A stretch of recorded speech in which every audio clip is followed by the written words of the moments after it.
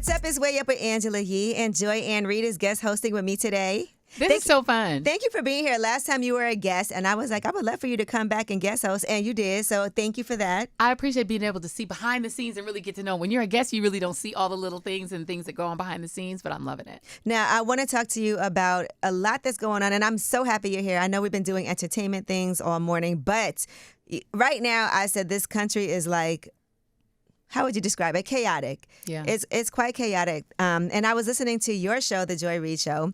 And one thing that you were talking about is what's happening with South Korea. You were talking about this Hyundai plant in Georgia. Yeah. So kind of fill us in on that, because I didn't really know much about this with these ICE raids and what's happening. And you can listen to her full show to get all of the details. It's one of those stuck on stupid moments, right? Where people get the policies they want and then they realize the policies will hurt them. So there's this woman, her name is Tori Branham. She is a former U.S. Marine. She's running for Congress. She decided what she needed to do was call ICE on this Hyundai plant. And this Hyundai plant is in Georgia, and it was in her district, in the district she wants to run in. And it was a plant that's still not fully constructed. It's under construction, and they're trying to get operations going. This is a plant where they're going to build Hyundais and build Hyundai parts. Mm-hmm. She called ICE because there are a lot of foreign-looking people there, most of them Asian. So she's like, well, that must be illegal immigrants. And by the way, you are allowed to do that, because right now, the way that the country is, if somebody has an accent or looks different, brown skin, mm-hmm. you have every right to go ahead and racially profile them. That's right. The Supreme Court has said racial profiling is fine. So ICE shows up, they raid the facility, they arrest 450 people, 300 of them were Korean American, the rest were mostly Latin American. They drag them off and put them in detention. Turns out the 300 Asian folks were from South Korea, and they were not in the country illegally. Mm-hmm. The Trump administration claims they're in the country illegally, but they were actually in the country training Americans to get jobs. These are highly paid jobs in this factory that were going to be local people from Georgia. So these were very skilled workers that were here to train Americans, because right now everybody's talking about also American. People are also trying to figure out how to have businesses here mm-hmm. and manufacture things here because of the tariffs. Right. And the specific parts that they make in this factory, there's no one in the United States who knows how to do it. And the estimate is it would take 5 years for an American to be trained up to the level of these South Koreans. So South Korea immediately, of course, got angry. The government was like, why are you detaining our people? They brought their people home on a charter flight. They've flown most of them now back. There's now nobody there to do this training. And they've obviously raised this with the Trump administration, because they're like, why would you do this? We're trying to invest in your company. The next part of this that makes this so incredibly stupid is that Hyundai is one of multiple companies, including LG, that makes, electronics, mm-hmm. that had pledged billions of dollars of investment in the United States. They said they wanted to build plants here. They wanted to open facilities here, but they got to send trainers because Americans are not highly skilled. They were playing the game and doing exactly what this country wanted them to do. Correct. Which is invest here. Yeah. And now they're saying no. They're saying no. And so now what's happening is that Georgia is probably going to lose, billions of dollars, because that investment in Georgia, we don't know if it's even going to continue. Kristi Noem has claimed it won't end the investment, but South Korea is like, F y'all. If you don't want our people, we don't have anyone available that wants to even go back. The South Korean Americans who live in that community are afraid to go to work. They're afraid to leave their homes. They now feel targeted. And by the way, in Georgia, most South Korean Americans voted for Trump. Wow. And so they're finding out what the I will vote for Donald Trump. They're finding out the same lesson. The FAFO effect. Yes. Same thing that the Cubans found out. All right. Well, let me ask you this. As we're looking at everything that's also happening with Charlie Kirk and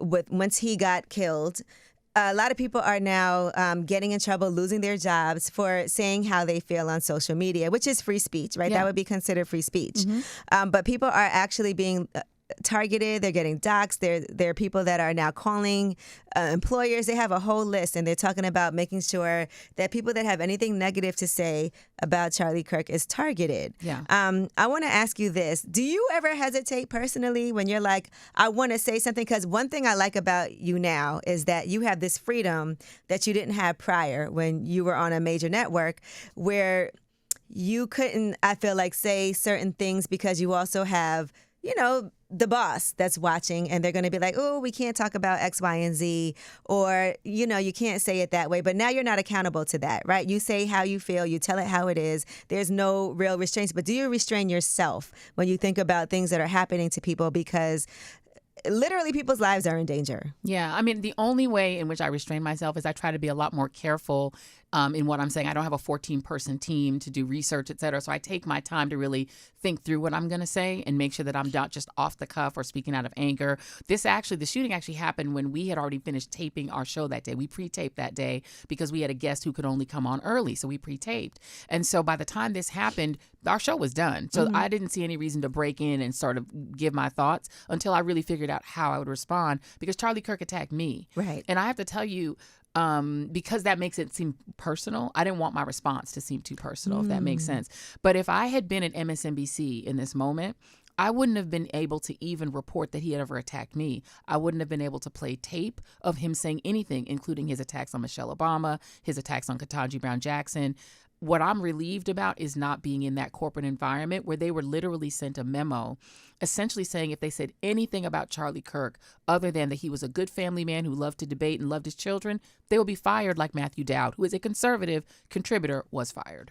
Ketanji Brown Jackson, I remember he said that she wasn't qualified basically to be, even though she had way more accolades than a lot of the other Supreme Court justices. Yeah, I mean, the reality is this is a man, Charlie Kirk, the late She's Charlie a black Kirk, and woman. again, it is not right to shoot and kill someone. Nobody should be shot and killed. No one's justifying that. But this is a man who dropped out of junior college, who is saying that myself, Ketanji Brown Jackson, and Michelle Obama stole a white man's spot because we all went to Harvard, and that we didn't have the brain processing power to be taken even somewhat seriously. So black women, there's no way you could be smart enough to get into Harvard unless it was stealing a white man's stealing a spot. Correct. Okay. And where did he? Okay. Anyway, I was just asking all those questions because I'm also looking at people who are now losing their jobs and even thinking about, they're talking about like revoking people's citizenship and things like that. I mean, this is unheard of. This is unheard of. This is a podcaster who is very popular among conservatives, but I'm sorry, why would the State Department get involved and say if you criticize? So the free speech people, the right wing who say they're for free speech, say that if you criticize this podcaster they liked, you will have your visa revoked. They did a moment of silence for him in the United States Congress, something they never did for the Capitol Police, who literally protected their lives on January 6, 2021. They've never done a moment of silence for those Minnesota lawmakers who were gunned down in their homes, no moment of silence, or for any of the children who died in school shootings, no moments of silence. This is a Congress that would not even vote through to put a plaque up honoring the Capitol Police, including some who died during January 6th. But they want a moment of silence that the black members are supposed to, and that the Latino and that the gay and the trans members, they're supposed to sit for this moment of silence. Why would they have to do that? They're honoring this man, literally comparing him to MLK. And you had a writer in the New York Times, Elizabeth Boomiller, sorry, no shade to her, but she compared Charlie Kirk to MLK in paragraph 1. And in paragraph 2 said that Dr. Martin Luther King Jr., Reverend Dr. Martin Luther King Jr., and Charlie Kirk had, quote, almost nothing in common. Well, maybe you need to tell us what they did have in common. Right. Because I can't think of anything. Other than dying in their 30s too young. Oh, this is a lot to unpack here. He also created this watch list, right? Yes. Now, talk about that watch list, because I don't know if people really know about this. Right. And first of all, what you have to understand about Charlie Kirk is the reason he dropped out of junior college at 18 years old is because he was discovered by a man named Bill Montgomery, who was a Tea Partier, a very rich, I think probably billionaire, who spotted him when he was in high school spouting free market conservative ideas and convinced him, became his mentor. This man was 72 years old, and he gave him $4.7 million to start Turning Point USA. And the first thing that Turning Point USA did, they started this in 2012. This is when Barack Obama was running for re-election, and a lot of the right were really fearful that he had the youth on their side. What they had was Rush Limbaugh, whose audience was much older. So what they decided they needed to do was take that Rush Limbaugh energy, right-wing talk radio, and get it with the young people, right? And get it on the campuses. And the right has always been angry that they feel college campuses are too liberal. So Turning Point USA was really started by the 72-year-old man, Bill Montgomery, but he was the face, Charlie Kirk. And what they did was they sent sent him onto campuses to try to argue for the free market. When that didn't really take off, he eventually turned to things that are easier to sell: racism, sexism, misogyny, just hate talk. But that started to make it take off. And during the pandemic, he really blew up. That is where he came from. And so, one of the projects that Turning Point USA created that still exists to this day is what they called a campus watch list. And what that is a snitch list. They basically encourage people on college campuses who are conservative to report on their professors who they think are too liberal, who spout liberal ideas. They put their names, their addresses. In some cases, they dox them, and they encourage them to be attacked. And so some of the people on that watch list, who are mainly Black women, brown folks, gay folks, people who are minorities, are on that list. They've been doxxed. They've been terrorized. People have reported getting death threats from being on that list. That is the Rights MLK. That is so crazy to me. I feel like, and this is all things I'm learning now once he's died. I didn't even know any of these things while he was, still alive. And all this information is coming out. And it's making me feel like you said, it is never right to shoot and kill somebody, while they're in the middle. That's not right. But I also am looking at all of these hateful things that were spread. And sometimes you got to think about the energy that you're putting out in the atmosphere. What do we know about this shooter so far? So, and I'm glad that you said that, because this was a case of white on white crime, and also right on right crime, because we what we know about this shooter, the person who was arrested, this 22-year-old who comes from an all Republican family. His grandmother says they don't even know a Democrat. Everyone in the family is MAGA and loves Trump. The only things we know about him is he obviously was a gun lover, that he spent a lot of time shooting. One of them. He would brag to his friends about how good of a shot he was, and obviously he shot Charlie Kirk from 200 yards away. And he took a picture for Halloween a couple of years ago in which he did the Groyper pose. And if people don't know what a Groyper is, there are three major kind of podcasters on the right. There's Ben Shapiro, whose organization was also funded by billionaires to get more free market conservative young people. That was started in 2015. There's Charlie Kirk, who's the one who started in 2012. But then there's this third person, Nick Fuentes, who, to our knowledge, no billionaire started him. He started himself. He was at the Charlottesville Tiki Torch March. He wound up dropping out of school, out of college, because of the outrage over him being a part of that Nazi march. He's a Holocaust denier. He's far right wing. He himself calls himself racist. He's the one who debated Candace Owens and said, yes, I'm racist. He thinks Black people are inherently inferior, even though he has a lot of Black stands on YouTube, which is crazy. But he's this little, right winger. He started something called the Groypers. These are incel kids who are heavily online. They're gamers. They're very anti-women. They call themselves Christian nationalists. They're even further right than a Charlie Kirk. And they want total end to immigration. They want all non-white immigrants deported. They're basically white nationalists, and they're open about it. And so Nick Fuentes used to try to debate Charlie Kirk. He would show up at Turning Point USA events, and they would never let him in. They always saw him as too far gone. The way most people have heard of Nick Fuentes is he's the guy who, with Kanye West, he calls himself. That's why I know who he is. Right. They showed up to Donald Trump's Mar-a-Lago, and they all had lunch with Donald Trump. That's who Nick Fuentes is. Trump kind of plays with all these people because he knows that gets him more followers and gets him more fans. This kid appears to be possibly a Groyper, which is Nick Fuentes' gang of it's interesting because as I'm reading things and you never know what to believe. They're trying to make it seem like his family said he had started adopting all of these total Democrat views, and he was dating a trans man. I'm just seeing all these different things. And I'm like, I don't know if I believe any of this, because I also feel like they're trying to paint a picture because they wanted it to be a certain type of person that carried this out so they could blame it on some type of division, but it's not one of ours. And that's the problem, is that immediately people like Nancy Mace, the congresswoman from North Carolina, other Republicans came out and immediately blamed, quote unquote, the left. And they said this without is even knowing what happened or who it was before he was even captured. And by the way, he was never even captured. The FBI did nothing. The daddy turned him in. It'd be your own people, right? His dad turned him in, right? So it wasn't even like the FBI did anything. He just turned himself in. But the reality is, before they even had any idea who it was,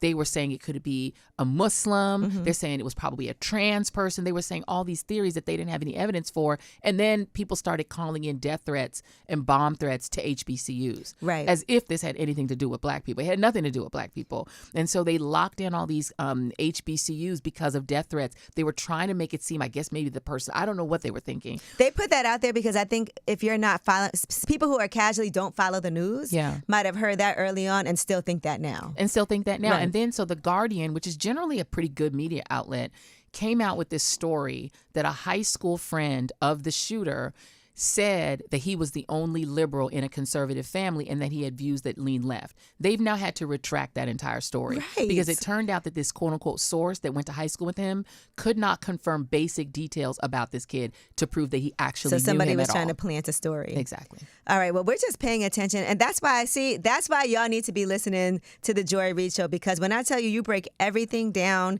that's how I know what's going on. So I can listen to you. But, I also be concerned because I'm seeing like people that are scared to travel right now. You're definitely somebody that Trump has had issues with, and it feels like he's got his own watch list of people that he wants to make sure aren't able to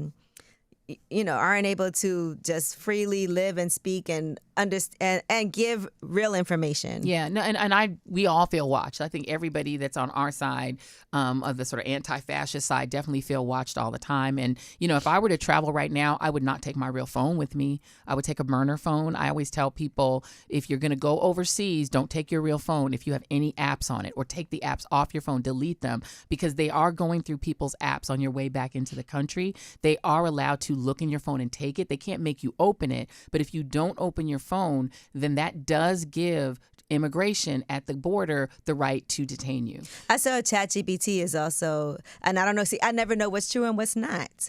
But whatever you're searching, I saw they're also able to comb through that. I deleted ChatGPT off my phone yesterday because I did verify. I mean, there was a good source that gave that information, that ChatGPT is looking at what requests that you make of it, and they are reporting it to ICE.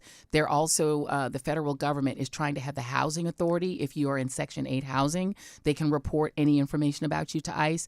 ICE is combing through all of our personal data. And remember, Elon Musk effectively downloaded all of our personal data. There's so many ways you can be surveilled right now. I would not be freely using ChatGPT. If you want to make jokes about Trump, make them yourself. Don't use ChatGPT or any AI, because remember, it's the AI companies that are going to Trump and giving him whatever he wants so that they can be unregulated. We're going to have a bunch of unregulated companies, no regulation at all, with all this access to our data that we're giving them. So I would definitely not be using those in this moment. Well, I want to ask you this, too. The other day, I was talking to G. Herbo. He's from Chicago, and they interviewed him on TMZ, and they were asking him about the National Guard coming to Chicago, and he was like, anything that can make our women and kids safer, right? And yes. And so I just want to, because he's not a political person, he said as much, but I think people are looking at, the National Guard coming into New Orleans, to Memphis, to D.C., and they're thinking somehow that this is going to make it safer for people in these areas. I want to know what your thoughts are. I mean, I have a lot of empathy for Black communities that have felt both over-policed and under-policed over these years, right? I mean, the crimes and the violence will happen in our communities, and there's no point in calling 911. Like, 911 is a joke, like, right? Like Public Enemy said back in the day. And so I think there are a lot of people who are getting fooled into thinking that Donald Trump is sending the National Guard to help that, to do something about that. What I would say to people who believe that is you have to understand, in D.C., for instance, the National Guard is not going into the high crime areas. They're where the tourists are. They're where the white folks are. They're where the monuments are and the good restaurants are. They're in the visible places where tourists and where wealthy people are. They're not delving into the wards where it's also dangerous. And also, even if they did, National Guard has no arrest powers, no policing powers. There's something called the Posse Comitatus Act. It's in the Constitution. Our military cannot arrest our citizens. They're not allowed to do police work. So even if you see National Guard somewhere in your community, they can't do anything about crime. They can maybe stand there and watch. They're not allowed to arrest anyone. That's number one. Number two, the federalized police that they're sending in, they are harassing, not helping anyone. They're not solving crimes. They're not investigating crimes. And they're actually, as federal agents, not supposed to do that. So if there's a carjacking in the community, that's still your local police that are going to respond to that, not the National Guard and not the federal agents. And the last thing I'll say is the federal agents are coming in to make a visible presence to scare immigrants. That's their only purpose, is to scare, detain, and isolate and take immigrants off the street, to kidnap immigrants. They're not there to fight crime. The whole fight crime thing is just a story Trump is telling, because right now the anti-immigrant story isn't helping him. Dragging all these immigrants out of the country is hurting our economy, because businesses that need immigrants, restaurants, farms, the companies that rely, construction companies, are really hurting, and hotels, places that use a lot of immigrant labor. He's now feeling that pressure to roll back on the immigrant story, so they switch the story to crime. None of the people they're deploying, federal agents, federal police, or the Guard, they don't arrest people for crime. They do not solve or fight crime.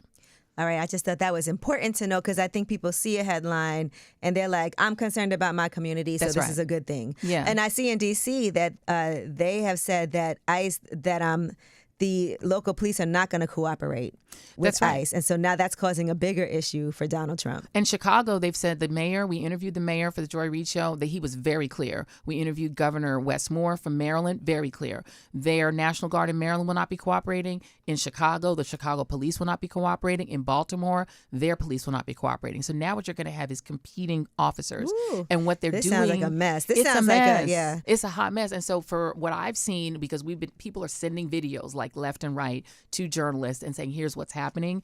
They are harassing people with open containers. They're harassing people for quote unquote loitering. So people who are just outside, just hanging out, playing basketball at night, just doing normal stuff, are getting harassed by federal agents who can't even arrest them. They're just harassing people. All right. Well, thank you so much for all of that. And thank you for guest hosting with us today. You know, we do have more. What are we doing out of this?